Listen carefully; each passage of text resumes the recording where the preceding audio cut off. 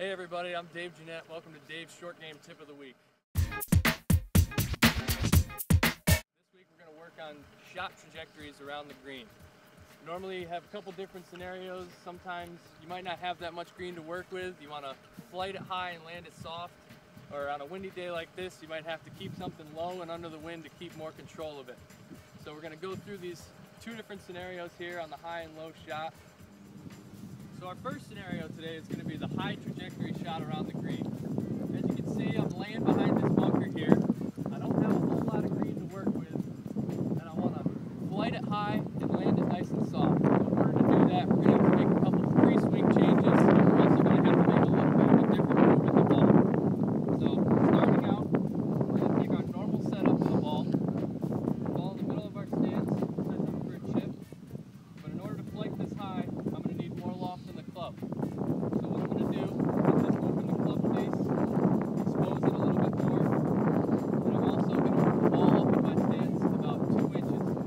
This way, the club isn't coming straight down at the ball. We're going to get closer to the ground and lift it up higher. So as you can see, I got the ball up in my stance, the club face is open, and on this swing we're going to try and avoid the usual chip shot of nice and low and slow.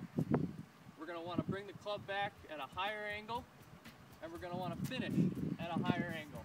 This is more of a scooping than it is a compression of the golf ball, because we want it to land soft rather than go far. So I got it up in my stance. I'm going to bring the club back, and I'm going to make sure it's high and high. And hopefully this is going to launch the ball a little higher than normal.